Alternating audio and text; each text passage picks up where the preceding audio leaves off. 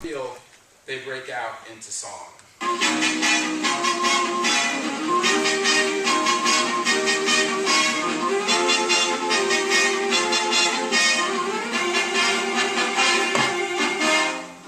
California, here I come, right back where I started from. Flowers bloom in the sun, yeah. It's morning, I'm going birdies singing everything is on. Give me that gold relay, that's why I can hardly wait. Open up that golden gate, California, here I come. Sing it, Freddie. California, here I come, yeah.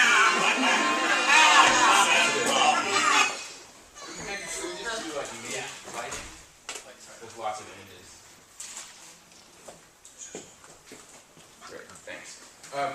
So, California, Here I Come, written by two California-bred songwriters, USC alumnus Buddy DeSilva and the Modesto-born Joseph Meyer, had by 1955 become something of an unofficial state anthem, the kind of unofficial sing-along for any westward journey, the Golden State's most sung pop postcard. When Ricky and Fred take their parts, they both do impressions and nods to the singer who made the song famous when he first recorded it back in 1924, Al Jolson. Jolson debuted, what would the pop conference be without some reference to Al Jolson? Since Jody Rosen's not here this year, I'm going to do it.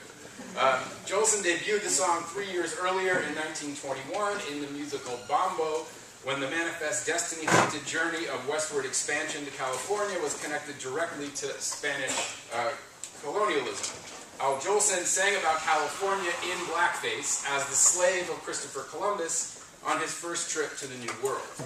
Though California, Here I Come makes references to both North Carolina, Open Up That Golden Gate, Northern California, Open Up That Golden Gate, and Southern California, Flowers Bloom in the Sun, Sun-Kissed Miss. The song is typically seen as a really a Southern California song, perhaps because of Jolson's central role in the birth of Hollywood and 20th century entertainment in the LA film, The Jazz Singer, or perhaps because his 1920 hit, you see up there, Avalon, an ode to the mythical island of Arthurian legend that became synonymous with the Catalina Island tourist and entertainment vacation spot off the coast of Southern California, but also because of the more general bi-coastal economic connection between the East Coast world of Tin Pan Alley, the film studios of Hollywood, and the resort industry and resort nightlife circuit that stretched between LA, the island of Catalina, Palm Springs, as well as Tijuana, Mexico. And that's no offense to San Francisco, but really it was Southern California, Here I Come. Last year, when I first broached the idea of mining the sheet music collection of the Los Angeles Public Library for Southern California and LA specific sheet music, with the Library Foundation's new president, Ken Brecker, the one piece of sheet music I was sure we would find would be California, Here I Come. And sure enough, there it was, but it was buried among thousands of other pieces of sheet music stacked in dozens and dozens of boxes for months, in dozens and dozens of boxes that for months of Saturdays, a crack team of my undergraduates, now Sarah Bennett can rightly get her credit, at USC began rifling through these boxes, indexing the songs and digitizing them. And what they found was extraordinary, a rich and diverse collection of songs that not only bring to life the extended worlds of late 19th century and early 20th century music cultures of LA and Southern California, but songs that refer directly to LA and Southern California in name and in theme. Hundreds of songs that take Southern California as their explicit subject. To better understand the holdings, I also reached out to the California scholar and esteemed collector of California history and ephemera, Victoria Daly, who has amassed her own collection of Southern California and LA-themed sheet music, and she agreed to make her collection available to our project and to the library database that we will build.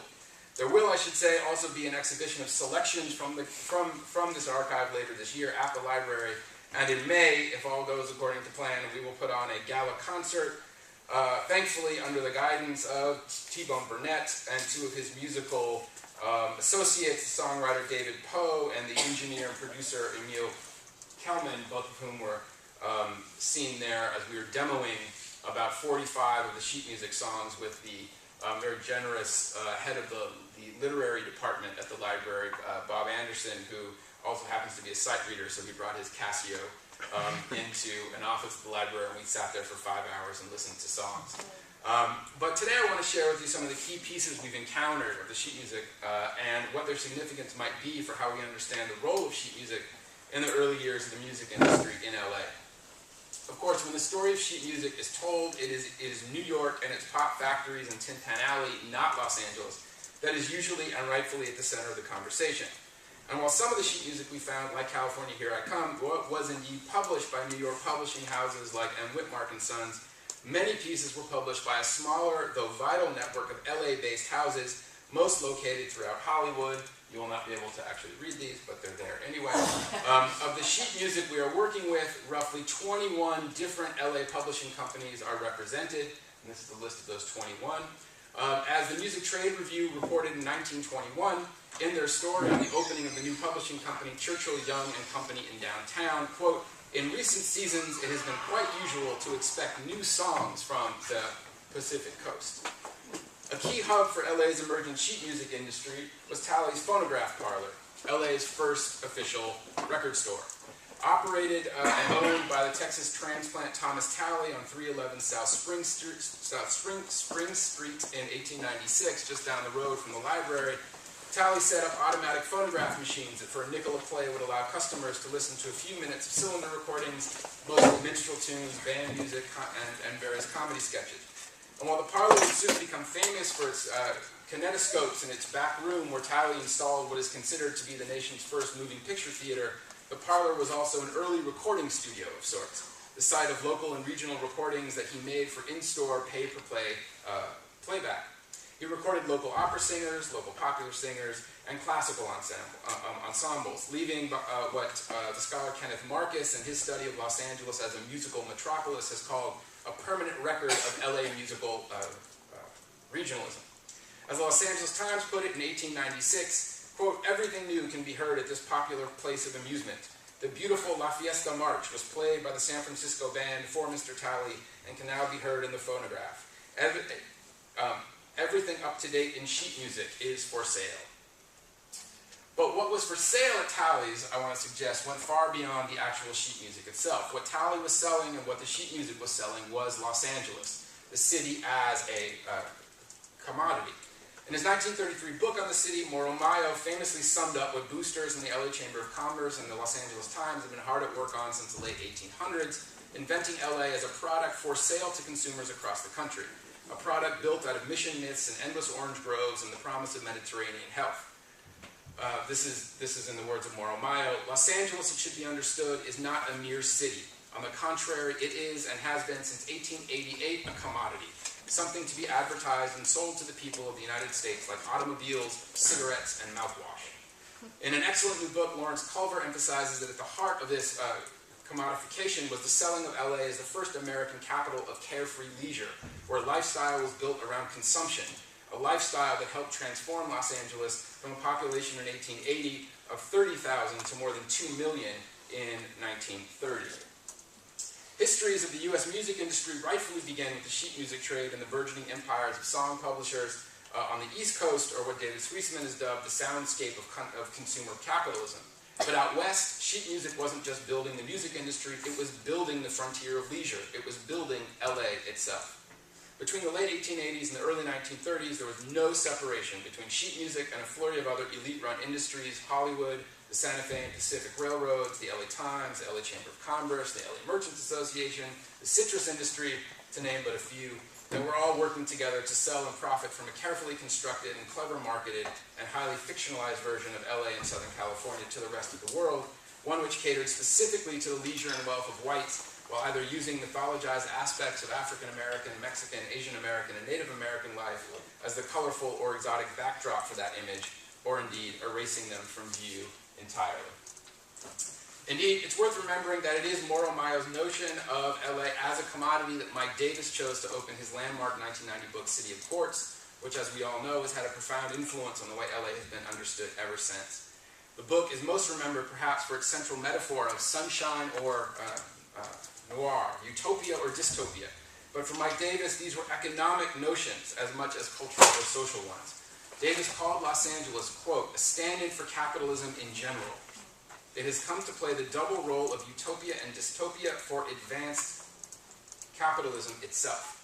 So this is the context where we need to situate the early Southern California sheet music industry, in the heart of sunshine or noir capitalism, as an extension of the commodification and economic growth of the city. Sheet music, I think, was both music business and, to borrow a notion from Frederick Keitler, part of a discourse network of LA boosterism that included everything from civic agencies to homeowners associations to movie studios to newspapers and magazines to the railroads, all operating from the same set of principal texts and ideologies, all of them together, always on message. Los Angeles, they insisted at every turn, was the city of the future. And its futurism was built as, Bill Deverell has argued, on, quote, prophecy, faith, and wide-eyed optimism, shot through with presumptions of the racial superiority of self-identified Anglo-Saxons. And I should point out, this one is a favorite that we found, words by Princess Indita, who, according to Victoria Daly, all we were able to find out is that Princess Indita was actually a white performer and songwriter who performed herself as a Hopi princess, who was mainly active between 1912 and 1917. And the only other bit of trivia about her that we found is that she, quote, supervised the building of an airplane. I don't know if she was a Hopi princess while doing that or not. Sheet music for songs about LA and Southern California participated in the marketing ploys of the group of boosters that are remembered as the so-called rodeo set, led by the writer and entrepreneur, folklorist, LA Times reporter, city librarian, and pioneering Southwestern spin doctor Charles Fletcher Loomis, who all participated in the creation of a kind of what Mike Davis called a comprehensive fiction of Southern California as the promised land of a millenarian Anglo-Saxon racial odyssey. That fiction and that script, geared to generate profits for a network of mostly white-controlled local businessmen and local industries, was aggressively sold to white middle-class tourists from the Midwest looking to resettle in cities as an attainable Eden, a bountiful paradise that was the quote-unquote quintessential garden of America itself. It was that profitable, in-demand image of Southern California that dominated so much of early 20th century LA visual culture, from early painting to orange crate art to sheet music itself, imagery that was more often than not funded by the Chamber of Commerce or by the Santa Fe and Southern Pacific rail lines. The social, economic, racial, and political realities of LA were actively covered up by the region's visual and literary marketing.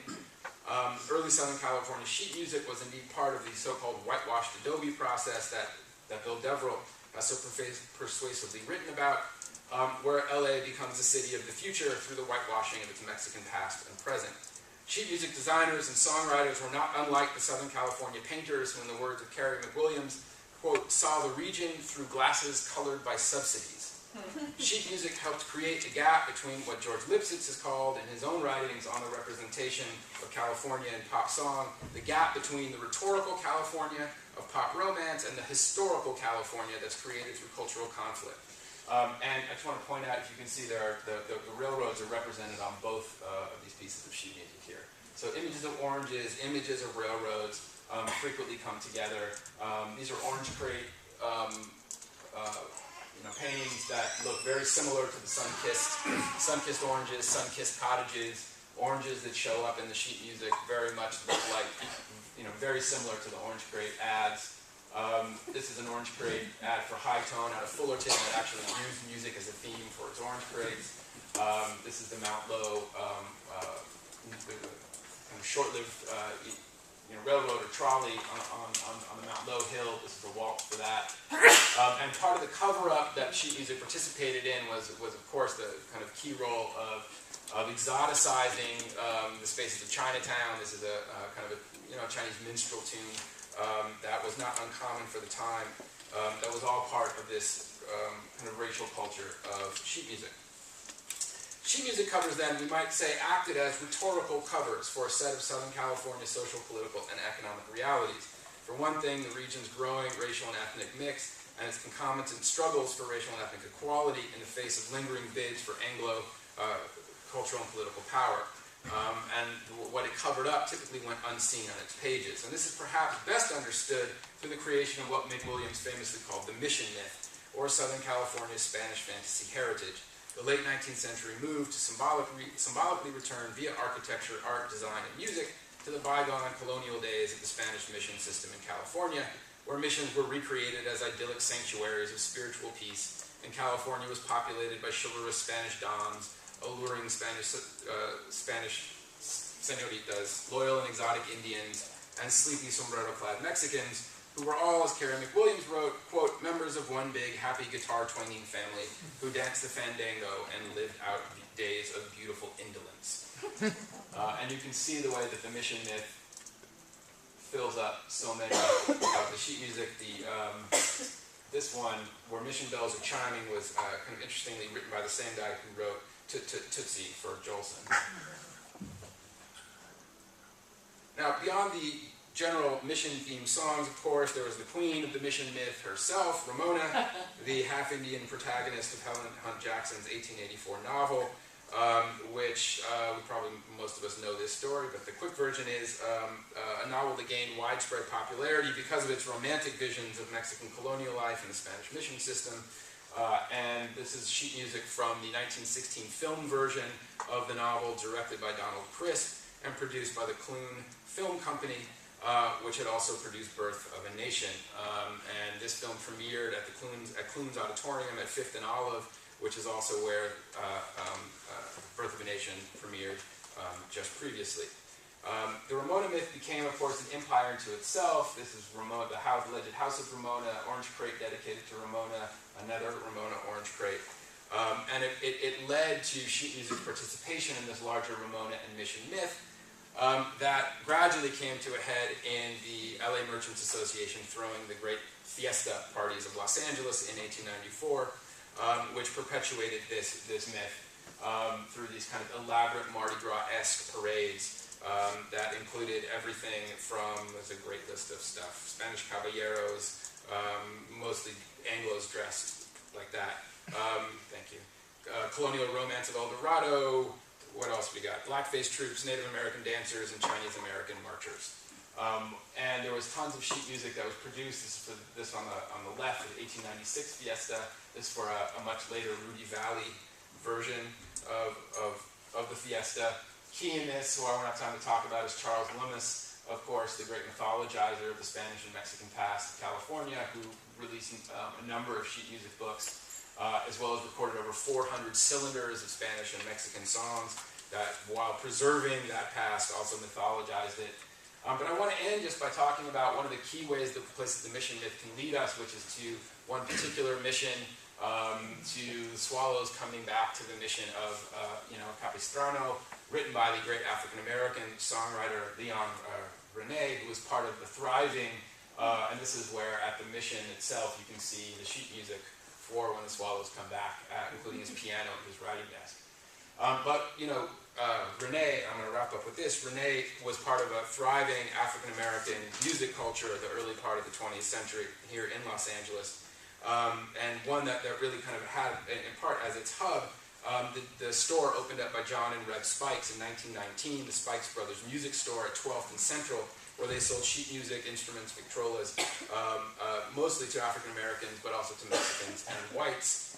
And as Red Spikes put it, back in those days, this was about 1919, there was no place in town where one could purchase recordings by Negro artists. As a result, we did a huge record business. Wealthy Hollywood people would drive up in long limousines and send their chauffeurs in to ask for dirty records. The Spikes Brothers had already been active in the business of selling African American music, including sheet music to Jelly Roll Morton. That's them credited on the Wolverine Blues. They opened nightclubs. They actually functioned as a booking agency for a while.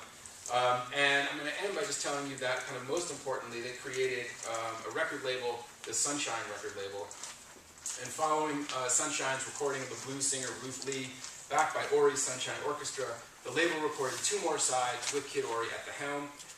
Ori's Creole Trombone and Society Blues, which became the very first recordings of African American jazz, recorded, pressed, and sold here in Los Angeles out of the Spikes Brothers headquarters.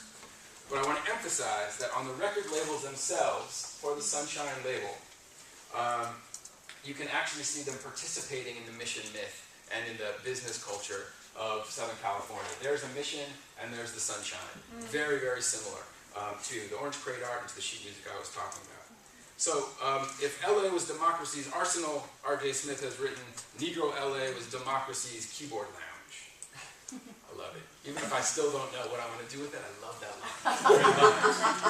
While for the Arroyo set, Sunshine was a promotional tool for the new Eden of the Anglo home seeker and the leisure paradise of the Midwestern tourist, the Spikes Brothers sheet music publishing, music store, booking agency was in part playing a part in the economic logics of the Sunshine myth, while actively reinventing what sunshine could mean for the LA that had for too long been whitewashed by the profits of its warmth, ultimately setting the stage for a new era of LA's music business, where the commodity of Los Angeles began to change its shape to reflect historical California, the more heterogeneous metropolis, bubbling up in the shadow of Mission arches and from under the covers of the sheet music that once tried to hem it in and name it. Thank you.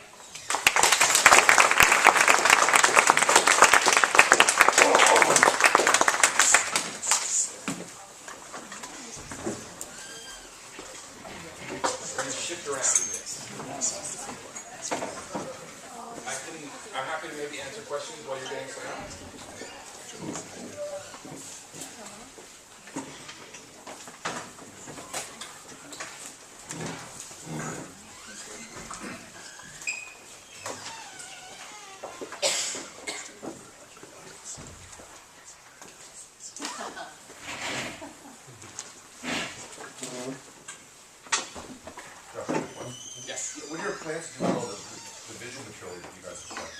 So all of the pieces that have to do with Southern California and LA in a kind of explicit way will be available on an online database at the LA Public Library.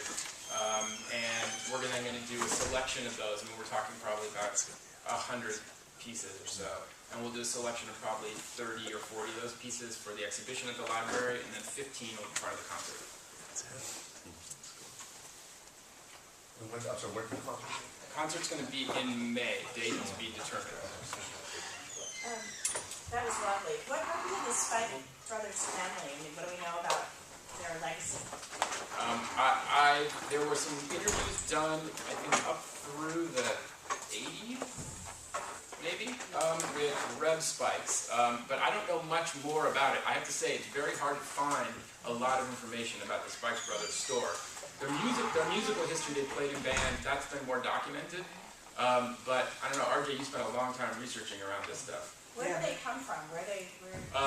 Louisiana. No, I mean, the 80s is about it, and whatever happened is kind of... One interesting thing is I think it's Rev, or Rev Brothers, is also this crazy inventor. He invented bottle cap machines and a high-tech shoe shine chair that had a shoe out of it. I mean, there was like music and entertainment and shoe shine. It really worked.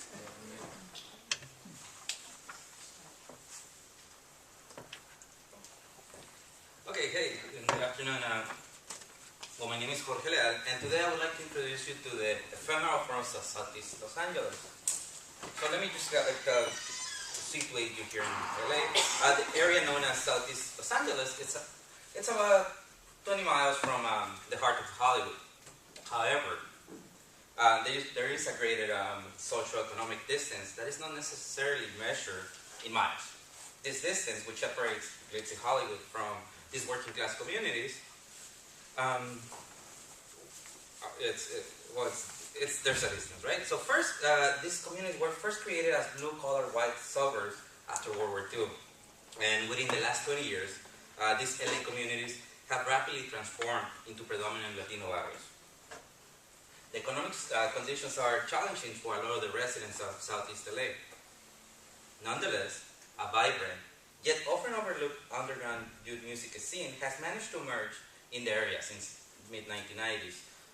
Southeast LA is home for scores of bands which fuse their Chicano rock lineage with ska punk sounds imported from Latin America, while at the same time singing about the harsh realities around them. Fans and artists of other music genres such as metal and hip-hop also utilize these same venues or create their own ephemeral forums as well. After all, hip-hop mega group Cypress Hill originally hailed from Southern California. Nonetheless, my study concentrates on rock en español, ska, skacore, and Latino punk genres. And so, what is an ephemeral venue, you might be asking? Well, due to the lack of music venues or public spaces in this industrialized urban environment, music activists have created countless ephemeral forms to stage concerts, and even when these venues can remain only open for perhaps one night, or until overzealous landlords, zoning bureaucrats, and of course the police appears. These locales are empty storefronts, decaying movie theaters, decommissioned veteran halls, dilapidated pizza parlors, and even foreclosure homes that serve as the sites where hundreds of young people create and nurture the Southeast music scene. So my project is kind of like historical, geographical, and I attempt to identify and map out these ephemeral venues in the area where the Latino youth in the 1990s, 2000s, and present have organized dozens of these underground gigs. So now I would like to show you a video where some of these music activists share with us their own experiences about ephemeral forms.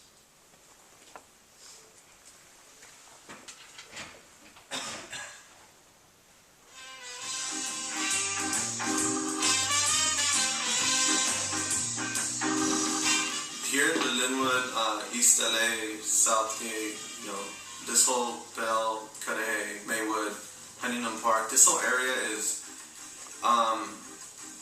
it's not bad, but it's not good.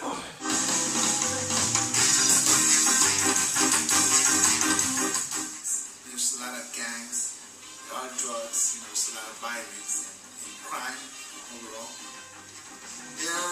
There's very little options for kids to do as far as like any extracurricular activities.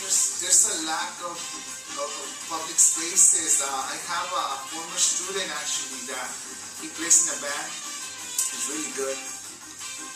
And when the places to play, they end up playing in backyard, backyard, I guess the backyard of someone's house. Remember we played a party with a jumper? Yeah. We played mechanic shop, played a billiards place, we played like, it was like a Peter Piper pizza? Yeah, Peter Piper pizza. They got ridiculous there, man. It's crazy. The bizarre place I played at was at a funeral home, at a Halloween party. I thought we were going to play in the parking lot. We ended up playing on the stage where they usually place the coffin. It was one big party that was something very bizarre for me. It was kind of fun. At the end of the night, the guy taking care of the funeral home gave everyone a tour and started pulling out dead bodies. When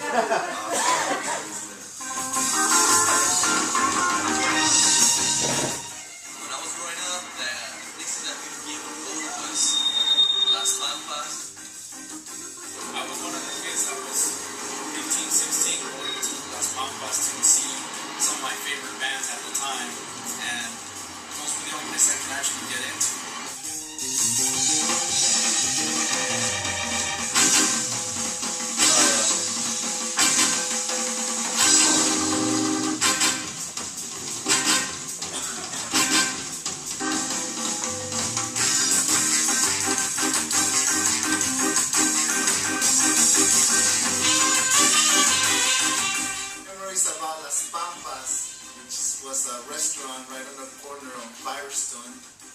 Near Atlantic in the city of Southgate. That we played there were very fun, and I remember there was one of the few places where we were able to play because they had stores open to Spanish rock or rock en español, and I played there with Los Olvidados back then. I also not played there, but actually went to see a lot of the other local bands, because back then it used to be that we were very close together with all the members of the other bands. We would share equipment, amplifiers, PA system, and just even helping them load and unload the instruments. So it was very fun times.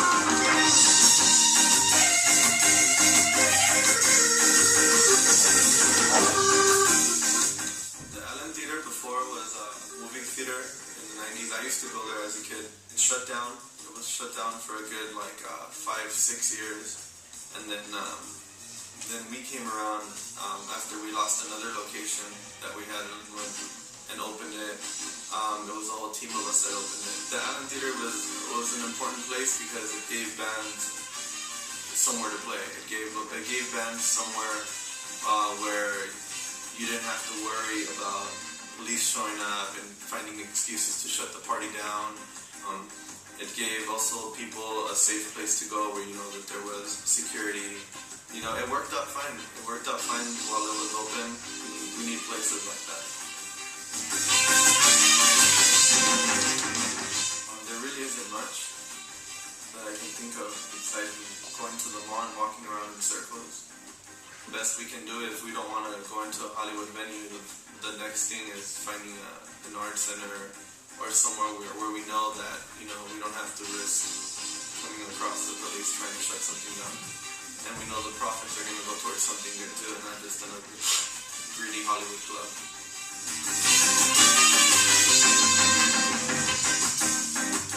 You would want to have like maybe some kind of plaza, some kind of park, some kind of like, you know, just a public stage where kids or anybody could go and express their art and have a different outlet. That way they would know that they have different options to pursue for the future and just to express themselves, you know, because I mean, kids are very creative, especially in, you know, when you're poor. I mean, it makes you, you know, you don't have that much to do, so it gets your creativity going.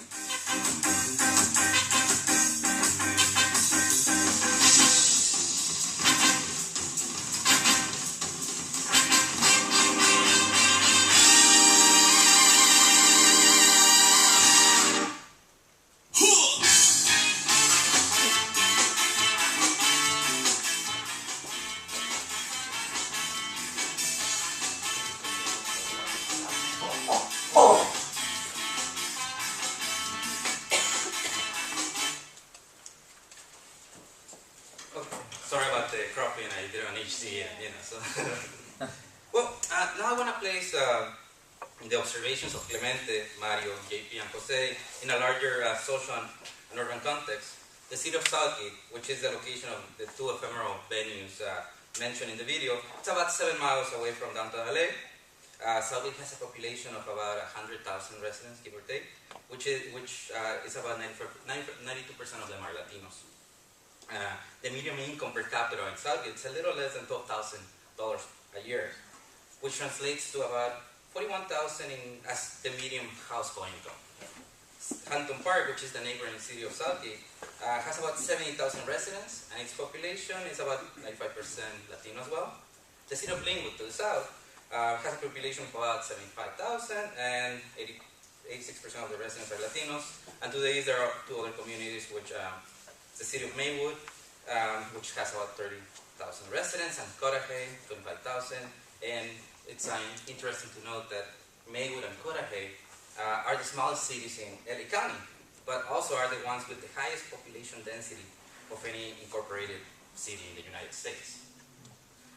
Overall, in this area, in Southeast LA, 20 to 25% of the population struggle financially as they live below the poverty line. And so we're talking about a highly dense, underprivileged communities. What's poignant is that the median age in Southeast LA, it's 25 years. And in most cities, close to 40% of the residents are under the age of 18. While we might classify these communities as underprivileged, nonetheless, it's a region that is the home of a vibrant, youthful, and inventive population. For example, the shopping corridor of Huntington Park is a major regional shopping attraction. And according to a recent study, the dollars per square foot in sales in Huntington Park is equivalent to that of Rodeo Drive in Beverly Hills. Other shopping centers in the area are Plaza Mexico in the city of Linwood and the Alameda in Baltimore Park. But for all these commercial developments that residents from nearby communities flock, Southeast LA lacks sufficient public infrastructure for its residents. And this means that there are few parks, few recreation spaces for the residents. And who are the residents? As the statistics show us, these are mainly young people. This translates into a scarcity of community centers and music venues both perhaps, public or private, where young music fans can gather to listen or dance to local bands. This, I find it particularly ironic in a metropolis like Los Angeles, a city that takes pride in having some of the most recognizable music venues in the nation, and perhaps the world. Yet, as we heard in the video, the youth of the area has managed to create their own music venue, even if they are improvised forms, with a rather transient short life. So my project aims to chronicle, document, record the creation of these venues where the music is seen, and I also would like to continue documenting the youth subcultures that revolve around the sites in Southeast LA. Moreover, the project, which is currently published online, like everything else, right, attempts to place the existence of these music venues in the larger conversation about urban planning, public space, and the role that youth subcultures, in this case, young Latinos, have in shaping the ever-changing American urban landscape. And this project hopefully builds upon or could serve as an audiovisual successor to the works of writers like David Reyes and Tom Wallman and their book Land of 1,000 Dances, Chicano Rock and Roll from Southern California. And it can also be placed in conversation with the more historical and analytical works from scholars like Anthony Macias, George Lipset, Victor Hugo Viesca, and more specifically with the work of historian Matt Garcia and his essay titled Memories of El Monte, which is part of his book. In his analysis, Garcia considers the emergence of this youth music scene, which was spearheaded by Mexican-American youth, and this scene that he covers became active in the outer suburbs of Los Angeles. So we're thinking of El Monte, we're thinking of Pomona, which are farther to the east, close to the Inland Empire, in the 1950s and 60s.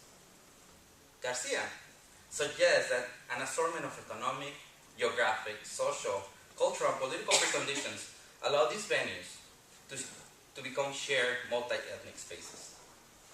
Furthermore, Garcia provides us with a very valuable contribution to the historical narrative of Mexican-American youth in Los Angeles, as he asserts that the youth in these newer suburbs were able to create their own multi-ethnic public spaces. Garcia therefore argues that youth people who gravitated around the venues of El Monte and other LA suburbs prove that progressive and creative cultural forces did not always emanate from the city.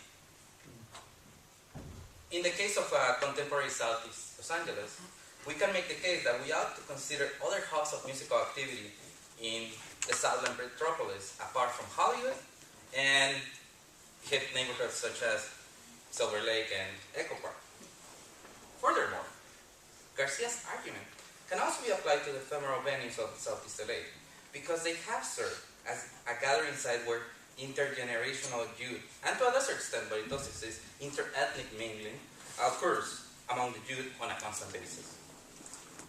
The youth of the 1950s and 60s, which Garcia examined, just as the youth of the present in Southeast LA, were and are eager to further define and augment their space within the complex multi-ethnic society of Los Angeles. These young people were and are well aware that the larger society has yet to fully include them. Therefore, they carved out a space for themselves within their community. An action which could lead them to learn how to create other social spaces for themselves, both as individuals and as a community, in the larger metropolis in the near future. In the case of Southeast LA and the ephemeral venues that have been created there, we can point out to the evidence that the emergent music scene, it's already going beyond the region and permeating into other music scenes at a transnational level. For example, there are now pirated copies of CDs by Southeast LA bands like La Resistencia, Viernes 13, Matamosca, among others, on sale at El Chopo in Mexico City or El Tianguis Cultural in Guadalajara, Mexico. These spots are known music bazaars favored by Mexican youth subcultures. This, of course, is backed by by the fact that the music is being shared by the bands via the internet, with fans in other cities of the US and Latin America listening to the music and sharing it as well. Thus, this signals to the multi-directional flow of ideas and how Southeast LA is an active participant in this transnational music scene. One that includes Latin America as well as other Latino neighborhoods across the US. The case of the ephemeral venues elucidates the challenge that urban communities and other minority youth are facing when it comes to living in an urban setting post-white flight. In an era where the advent of privatized public space reigns supreme, as both private developers and public planners favor it, the debate over the preservation and creation of meaningful public spaces become a crucial issue for the residents of the metropolis. Hence, the ephemeral forms of Southeast LA demonstrate to us that, as the title of the conference calls, it is cash, or rather, the absence of cash that rules everything around there. But even when cash is limited, the ingenuity and the inventiveness of the youth is vast and allows them to create their own venues, to reshape the public spaces, albeit briefly, so the music can continue to be played, heard, and experienced in the city of Los Angeles. Thank you.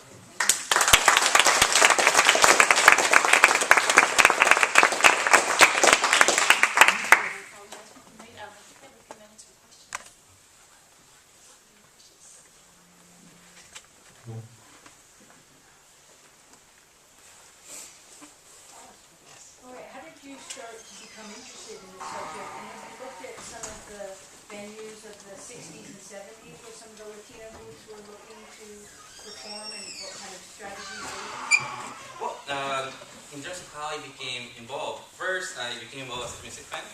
I was younger in the 90s, so that's I have never lived in Southeast LA. I live in Northeast LA. But that's how I first became aware of Huntington Park, Southgate, by going to the shows. And after a while, I came back as an aspiring rock critic or writer. And then now I see it more from the angle of an urban historian. So I have had different points of entry to the different communities. And yes, indeed, I have followed research. This thinking of the dance dancers, also thinking of the work that has been done regarding the funk venues and spaces in East LA. And what I try to expand on here is in the Southeast LA communities, which are still fairly new Latino communities. 20 years ago, like in the 70s, there was still the majority of the residents were still white. So the demographic shift has been quite fast and fascinating to me, and so these newer communities are still forming, and so in 10 years they might look totally different. For example, the city of Linwood, in the 1960s it was called a white lily city, and there was actually an article in Time magazine profiling the city like the average American city or the all-American city. But then the Watts riots came about, and there was a huge white flight, and then an African-American population setting in Linwood. But that only lasted for about 10 years, and then African-Americans moved elsewhere, and the Latino population came into Linwood. Yes? Yeah, actually picking up on that exact thought, are there venues in Southeast LA that kind of remain white dominated, that have not transitioned yet, where there are separate kind of musical scenes at the same place, or is that? Well, in Southeast LA, there are very few to speak of. I think that you would have to go to Long Beach to yes. You're lamenting the absence of public spaces, but I'm curious. You mentioned some of these bands make CDs and they distribute music on the internet. What's the availability of recording spaces and recording equipment? Because the music in the video is fairly cleanly produced. Oh, okay. Well, I did that on my iMovie, you know. And well, it has, the bands themselves, they have, since the death of the music industry as we know it, they have created their own industry, and so Clemente actually, I interviewed him in his studio, and I was actually quite surprised the fact that in the middle of Linwood, he has his own studio. And the way they sell the CDs at their shows, mostly, or a couple of record stores and via the internet. So that so it's mushrooming a DIY industry, and so it's quite interesting to see that. Yeah, sorry. Yeah, excellent presentation. I really enjoyed it. I was looking. They mentioned how like the spaces have been like pretty much deleted. Have you done research on that? Is that systematically done by the LAPD, or in regards to like how much wealth they're bringing in? Like you mentioned those numbers. Are the cities going to be providing any type of cultural, venues for the youth in the future, or have you looked into that at all?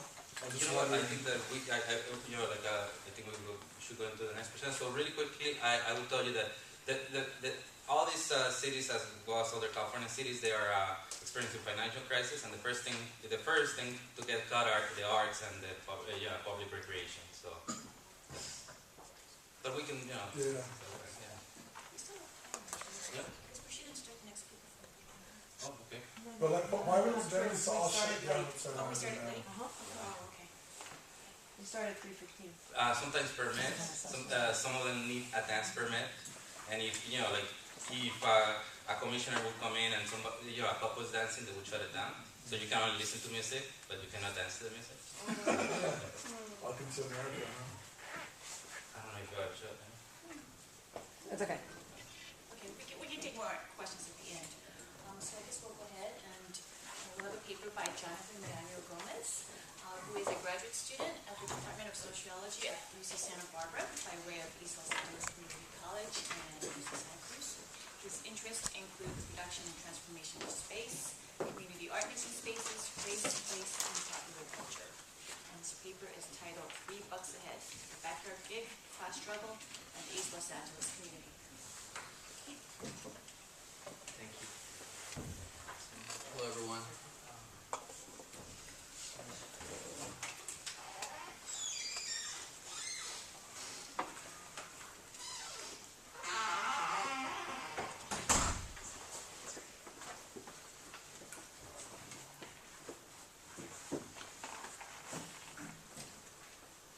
Let me get this going real quick and then.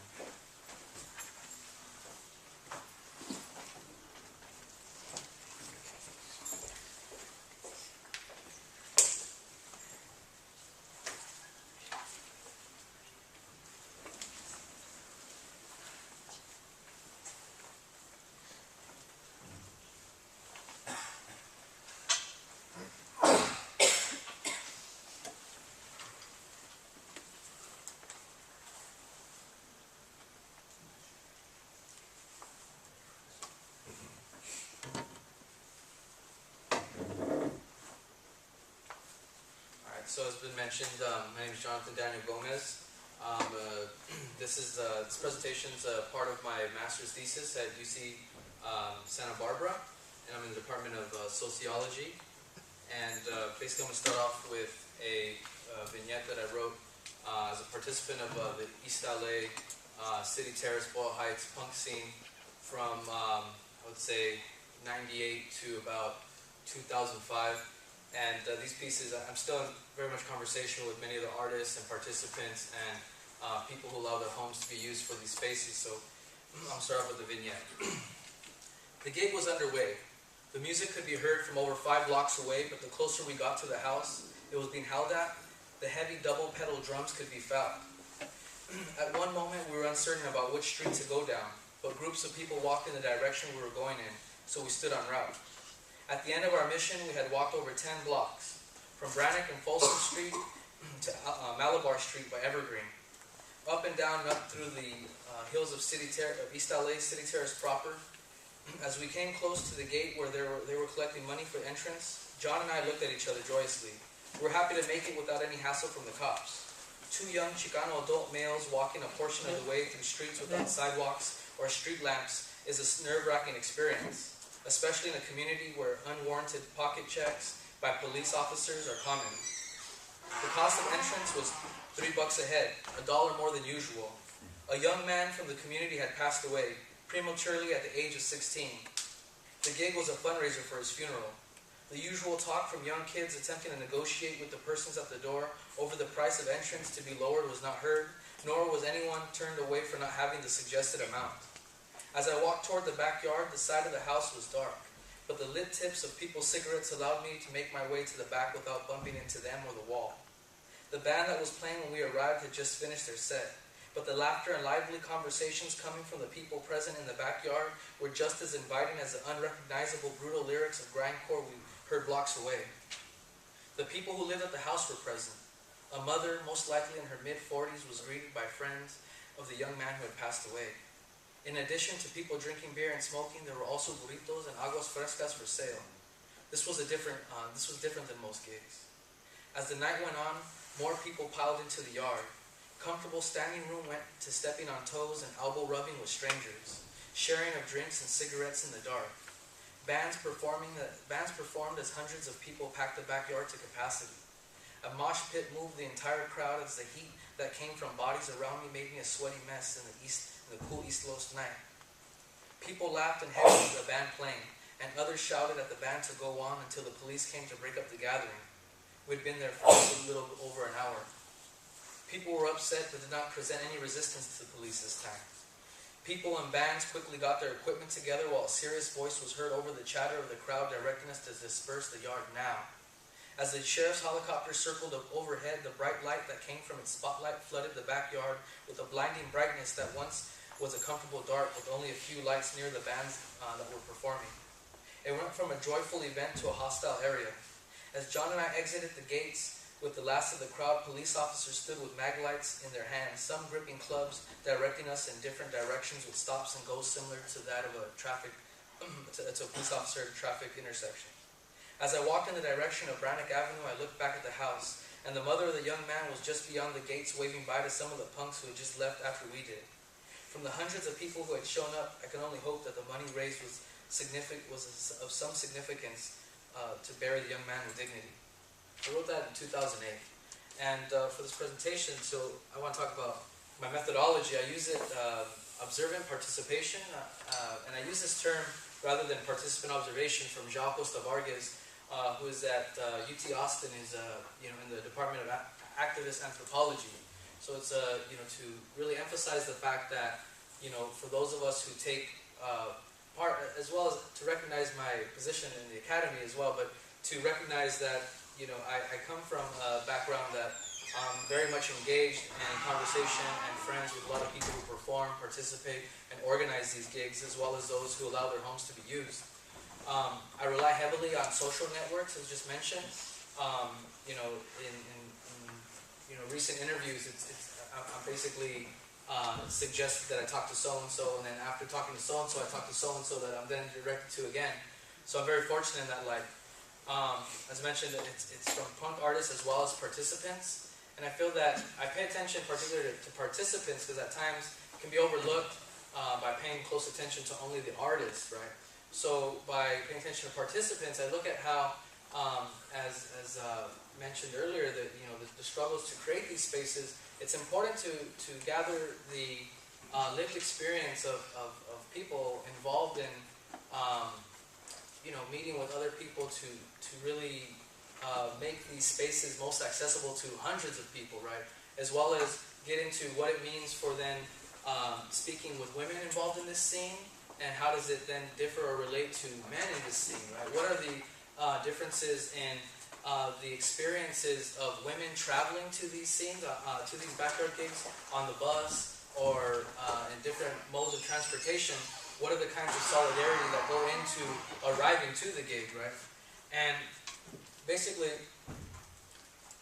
I use a theoretical and historical analysis, right, to contextualize this with the fact that, since, most recently since the beginning of 2010, how do we then make sense of the fact that, or how does the fact that there has been a decline in, hundreds of thousands of jobs impact these kinds of creations of space, right? Especially when we have this kind of fundraising that's taking place, right? For funerals, for rent, and basically since 2009, how do we make sense that, you know, we have seen employment rates that have topped 13%, right? And we know that in communities made up of people of color, that the unemployment rates and underemployment rates have, you know, always historically been higher than that of white communities or communities in which have a lot of infrastructure, unlike what was mentioned earlier with Southeast Los Angeles and East Los Angeles.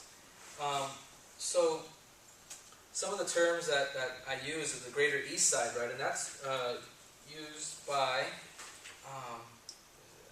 Victor Valle and Rodolfo Torres. I came to this by looking at Victor Viesa's works and Josh Kuhn's work, and you know how some refer to this space of Southeast Los Angeles, the Greater East Side, and Nuevo LA, right? So it's basically looking at how East LA has been decentered as the center of Mexican life, and paying attention and recognizing the emergence of these Latino communities, right? And how not how one weighs out more than the other, but kind of the interchanges that exist between them, right? Well, within the East LA scene, there's a lot of people who come from this Greater East Side, come from Southeast Los Angeles, who then participate in organizing and performing at these gigs, right? The racial spatial enclosure, I look at East LA in terms of what Clyde Woods, in his work on New Orleans, and more recently in a study of Skid Row, looking at how with the destruction of the Commons area, we look at how capitalist accumulation will enclose certain communities and will take part in what was considered asset stripping, right? So this asset stripping, we need to do really a qualitative shift in what we consider to be assets, right? And one of these assets that we include is space, right? And, you know, looking at how historically communities, people of color and agreed, you know, working class communities have been marginalized from taking part in spaces that will have access to assets that accrue in wealth. We then look at, you know, the work of George Lipsitz and how he looks at looking at black spatial imaginaries and the importance of use value. And we see within these transformations of space that, you know, people prioritize the malleability of space and the backyard in particular to create these spaces in which, if a community member is in need, then you can organize a gig to help assist in some way. It may not be to raise the total amount of money for the rent, but in fact, it can be a large portion which it helps out someone in dire straits, right? Spatial entitlement is a term that I use from Professor Gay Teresa Johnson, which informs us that a fundamental social entitlement is spatial entitlement.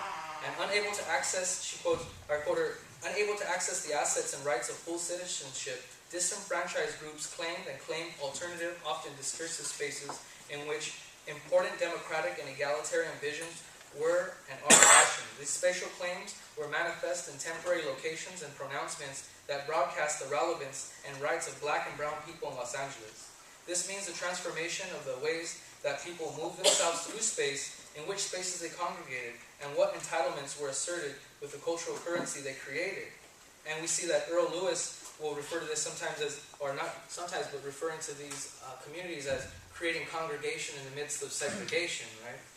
And so the transformation of space. So we see, as mentioned, how communities outside of a given location, people from communities outside of a given location where a gig will be held, come to congregate in these spaces. Right here, this is a band Sin Remedio. You can't really see that well, but you have a lot of people from Montebello, Alhambra, Monterey Park, La Fuente, El Monte, and Southgate, as well as a lot of people from the Hollywood area as well, coming down to East LA to enjoy these spaces, right? And we see that most of the times these spaces at the periphery of power, again, can be claimed and then recreated for these gatherings.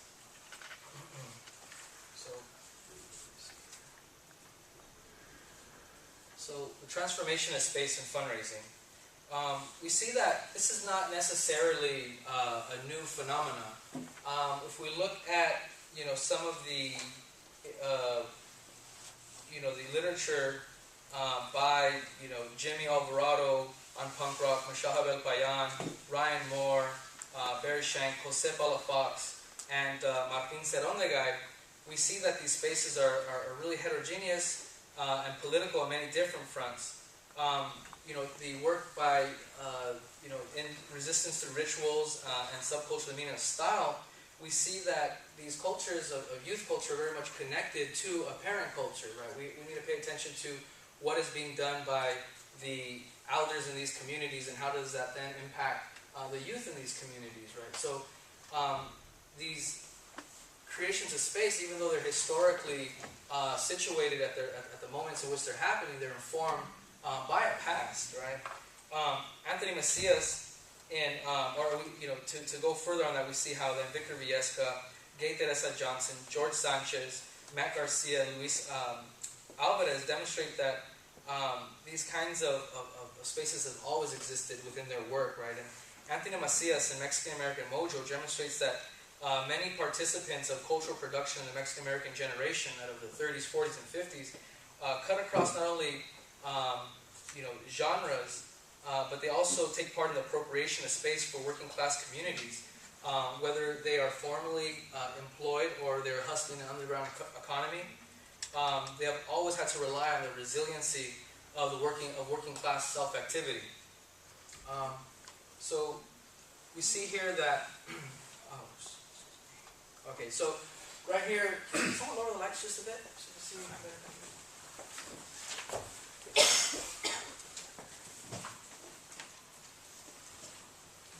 So, can't really see this one too well right here, but this is a band from Southgate right here on the right, and basically at the gig, it started raining, right? It was supposed to be in the backyard. So what happened was you had a bunch of people move stuff outside of the garage, and people moved inside the garage, and the gig continued.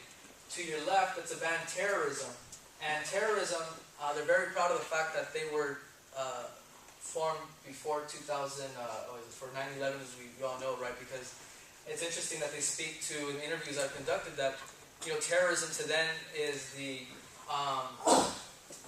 conditions that created the conditions inside the home, right? And basically, right here, these are both fundraisers for for rent for housing, and I believe the one on the left, they had to rely on a power cord from the next door neighbor because that gig in itself was to raise money for the power to be turned back on. So these are the kinds of struggles and the kinds of realities that people face and how they work together to overcome these setbacks. And this is very much, does not only take place within the punk rock community, but we see this within many different cultures, whether it's DJ parties, and you have graffiti artists who will